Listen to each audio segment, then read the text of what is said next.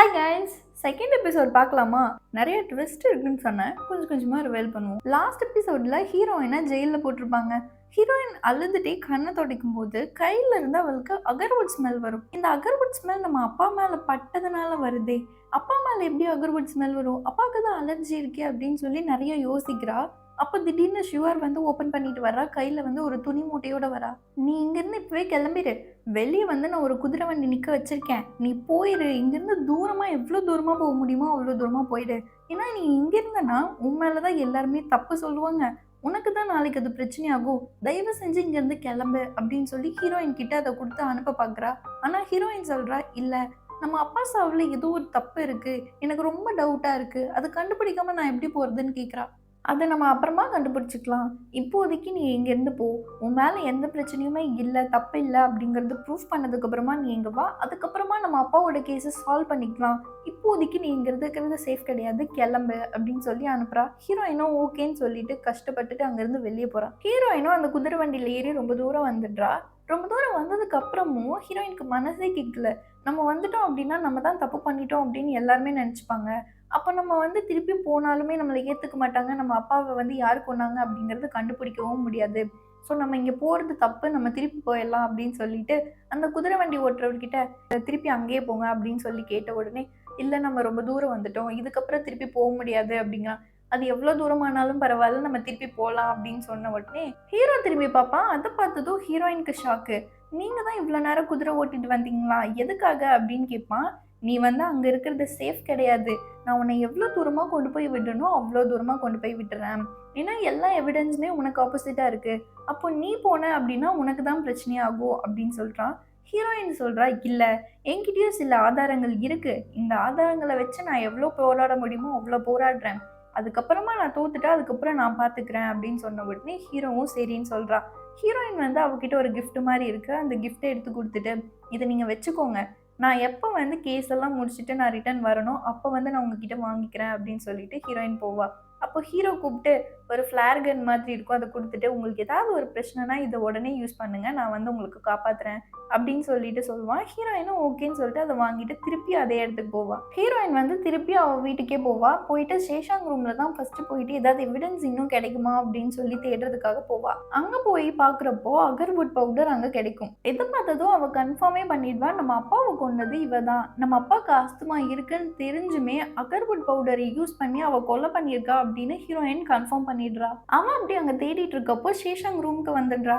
ரூம்க்கு வரது பார்த்ததும் ஹீரோயின் போய் ஒளிஞ்சிக்கிட்டு ஒரு லெட்டரில் ஹீரோ வந்து ஆன்செஸ்ட்ரல் ஹாலுக்கு வந்து நீ என்ன பாரு அப்படின்னு சொல்கிற மாதிரி ஒரு லெட்டர் எழுதி அவகிட்ட தூக்கி போடுறா. சேஷாவும் உடனே, ஐயோ ஹீரோ ரொம்ப க்யூட்டாக இருப்பாரு, ஐயோ நம்மளை வேற பார்க்க வர சொல்லியிருக்காரு, ஓகே நம்ம அழகாக ட்ரெஸ் பண்ணிட்டு போகணும் அப்படின்னு சொல்லிட்டு அவளும் அங்கே போயிடுறா. சேஷாங் அந்த ஆன்செஸ்ட்ரல் ஹாலுக்குள்ளே போய் பார்க்குறப்போ அங்கே வந்து ஹீரோவே இருக்க மாட்டான். எங்கே இருக்கீங்கன்னு தேடிட்டு அதுக்கப்புறமா போய் பார்க்குறப்போ அங்கே ஹீரோயின் தான் இருப்பா. ஹீரோயினும், எதுக்கு நீ என்னை பார்த்து இவ்வளோ பயப்படுற, உன் அக்கா தானே நான், என்னை பார்த்து பயப்படணும்னு என்ன அவசியம் இருக்கு, ஏதாச்சும் தப்பு பண்ணியிருக்கியா என்ன, தப்பு பண்ணவங்களுக்கு தான் யாரை பார்த்தாலுமே பயமா இருக்குமே, உண்மையை சொல்லு, நீ தானே அந்த லெட்டர் எழுதி யங் மாஸ்டர் டூ ரூமில் போட்டது, அதனால தானே இவ்வளோ பிரச்சனையுமே, கடைசியாக நீ அப்பாவை கொண்டதும் நீ தானே, எனக்கு தெரியும் அங்கே அகர்வுட் பவுடர் உன்னை தவிர யாருமே இங்கே யூஸ் பண்ண மாட்டாங்க, அப்போ எல்லாமே பண்ணது நீ தானே தெரியும், உண்மையை ஒத்துக்கும், இங்கே பாரு இது நம்மளோட ஆன்செஸ்ட்ரல் ஹால், இவங்க முன்னாடி நீ போய் சொல்லணுமா, சத்தியம் பண்ணி சொல்ல நீ பண்ணல அப்படின்னு சொல்லி அவள் ரொம்ப மிரட்ட ஆரம்பிச்சிருவா ஹீரோயின். சேஷாங் கடைசி வரைக்கும் ஒத்துக்க மாட்டான், நான் பண்ணலன்னே சொல்லிட்டு இருப்பா. அப்போ ஹீரோயின் வந்து ஹீரோ கொடுத்த ஃப்ளேர் கன் எடுத்து, எப்போ வந்து நான் கிரிமினலை பிடிக்கிறனோ அப்போ இந்த ஃப்ளேர் கன்னை ஹீரோயினை யூஸ் பண்ண சொல்லியிருக்கான் அப்படின்னு சொன்ன உடனே அவள் கொஞ்சம் பயந்துடுவா. அதுக்கப்புறம் சரி ஓகே நான் சொல்கிறேன் அப்படின்னு சொல்கிறப்போ ஹீரோயின் கொஞ்சம் லூஸ் விடுவா. அப்போ வந்து பக்கத்தில் இருக்க ஒரு விளக்கு எடுத்து தலையிலேயே அடித்து ஹீரோயினை மயக்கம் போட்டு வச்சிருவா. சேஷாமோட அம்மா அப்போ கரெக்டாக வந்துடுவாங்க. வந்த உடனே இவ சொல்லுவா, அம்மா இந்த மாதிரிலாம் ஆயிடுச்சு, எனக்கு ரொம்ப பயமாக இருக்குது, எனக்கு என்ன பண்ணுறதுனே தெரியல, நான் வந்து ஒரு அவசரமாக பண்ணிட்டேன், இப்போ என்ன பண்ணுறது அப்படின்னு கேட்டுட்டு இருக்கப்பவே ஹீரோயின் கண்ணு முழிச்சிருவா. அப்போ அவங்க அம்மா, இன்னும் எவ்வளோ சீக்கிரமாக கண்ணு முழிச்சிட்ட, எப்படியும் நீ சாக தான் போகிற, என்ன தெரியுமா நான் ஃப்ரேம் பண்ணுவேன், நீ செத்ததுக்கப்புறம் உங்கள் அப்பாவையும் நீ இதாக கொன்ன, உனக்கு அந்த கஷ்டம் தாங்க முடியாமல் உனக்கு நீயே வந்து சூசைட் பண்ணிக்கிட்டு செத்து போயிட்ட அப்படின்னும் நான் வெளியே ஃப்ரேம் பண்ணுவேன், ஒன்றும் பிரச்சனை இல்லை, நீ நிதானமாக செத்துப்போ அப்படின்னு சொல்லிட்டு அவங்க கழுத்தை பிடிச்சி ஹீரோயினோட கழுத்தை நெரிச்சிட்டு இருப்பாங்க. அப்போ அந்த ஆன்செஸ்ட்ரல் ஹால்குள்ள ஹீரோயினோட அப்பாவோட தம்பி வந்து உள்ள வருவாரு. இதை பார்த்ததும் அவருக்கு பயங்கரமா ஷாக்கு. என்ன பண்றீங்க, விடுங்க அப்படின்னு சொல்லிட்டு அந்த கான்குபைனை பிடிச்சி தள்ளி விட்டுட்டு ஹீரோயினை காப்பாத்துவாரு. அப்படி காப்பாத்துறப்போ அந்த அம்மா போடும் பாரு ஒரு ஆக்டிங். சேஷாங் வந்து உங்க பொண்ணு, அன்னைக்கு நீங்க குடிச்சிட்டு வந்து என்னென்னமோ ஆயிப்போச்சு, அதுல ஃபார்ம் ஆன குழந்தை தான் வந்து சேஷ்வாங்க. வேற வழி இல்லை, நம்ம பொண்ணுக்காக நம்ம காப்பாத்தி தான் ஆகணும். இவளுக்கு எல்லாமே தெரிஞ்சிருச்சு. இப்ப இவளை விட்டோம் அப்படின்னா நம்ம மரியாதை மானம் எல்லாமே போயிடும். தயவு செஞ்சு இவளை கொன்றுங்க அப்படின்னு சொன்ன உடனே அவருக்கு ஷாக்கு. ஏன்னா அவருக்கு குழந்தைங்கன்னா ரொம்ப பிடிக்கும். அவருக்கு ஒரு பையனோ ஒரு பொண்ணோ வேணும்னு அவர் ரொம்ப நாளா ஏங்கியிருக்காரு. ஹீரோயினும் சொல்றா, இது உங்க மேல தப்பு இல்லை, அன்னைக்கு நடந்தது வந்து ஒரு ஆக்சிடென்ட், தயவு செஞ்சு என்னை காப்பாத்துங்க அப்படின்னு கேட்குறா. அவரும் சரி ஓகே நம்ம ஹெல்ப் பண்ணலாம் அப்படின்னு போயிட்டு அவர் அந்த ஃபிளார் கன் எடுக்கலான்னு போறாரு. ஆனா அந்த டைம்ல தன்னோட பொண்ணு தான் முக்கியம் அப்படின்னு அவர் நினைச்சதுனால அந்த ஃபிளார் கன்னை உடைச்சிட்டு அந்த இடத்துக்கு ஃபுல்லா தீ வச்சுட்டு அந்த ஹீரோயினையும் எரிச்சிட்டு போயிடுறாங்க. ஹீரோ தன்னோட அசிஸ்டன்ட் கூட இந்த ட்ரெஷர் மேப் எப்படி கண்டுபிடிக்கலாம் அப்படிங்கறத பத்தி பேசிட்டு இருப்பான். அப்ப சைட்ல யதார்த்தமா பாக்குறப்போ ஆன்செஸ்ட்ரல் ஹால்ல தீ பிடிச்சி எரிஞ்சிட்டு இருக்கும். ஊர் மக்கள் எல்லாருமே அதை நோக்கி போயிட்டு இருப்பாங்க. ஹீரோவும் என்னன்னு போய் பாக்குறாரு. இந்த ஆன்செஸ்டர் ஹால்ல தீ பிடிச்சத 2 திருடங்க வந்து தனக்கு சாதகமா பயன்படுத்திட்டு எஸ்கார்ட் ஏஜென்சியில இருக்க திங்ஸ் ஃபுல்லா வந்துட்டு திருடிட்டு போயிடுறானுங்க. அப்படியே போயிட்டு இருக்கப்பதான் நம்ம செகண்ட் ஹீரோவோட என்ட்ரி. செகண்ட் ஹீரோ தான் வந்து அவங்க கிட்ட சண்டை போட்டு அந்த பொருள் எல்லாம் திருப்பி வாங்குறான். அந்த ராபர்ஸ் கிட்ட இருந்து வாங்கின திங்ஸ் எல்லாத்தையுமே தன்னோட அசிஸ்டன்ட் கிட்ட கொடுத்து, இதை கொண்டு போய் கொடுத்துட்டு நீ எனக்காக டிராகன் கிராஸ் வாங்கிட்டு வா, அந்த டிராகன் கிராஸால மட்டும்தான் என்னோட தங்கச்சியை காப்பாற்ற முடியும் அப்படின்னு சொல்றான். இதை வச்சு பார்க்குறப்போ தன்னோட தங்கச்சிக்கு ஏதோ ஆயிடுச்சு போல, அதுக்காக மெடிசனுக்கு அந்த கிராஸ் தேவைப்படுது, அதனாலதான் இவன் இவ்வளோ கஷ்டப்படுறான்னு தெரியுது. அதெல்லாம் முடிச்சுட்டு திருப்பி வீட்டுக்கு வர வழியில அவனும் அவனோட அசிஸ்டன்ட்டும் ஒரு தண்ணிக்குள்ள ஒரு பொண்ணு இருக்கிறத பாக்குறாங்க. யாருன்னு போய் பாக்குறாங்க. பார்த்தா நம்ம ஹீரோயின் அந்த ஆன்செஸ்ட்ரல் ஹால்ல தானே எரிஞ்சு போயிட்டாங்க. எப்படி இந்த தண்ணிக்குள்ள வந்தாங்கன்றது நம்மளுக்கு ஒரு கன்ஃபியூஷனா இருக்கும். ஆனா அவனுக்கு யாருன்னே தெரியாதுல்ல.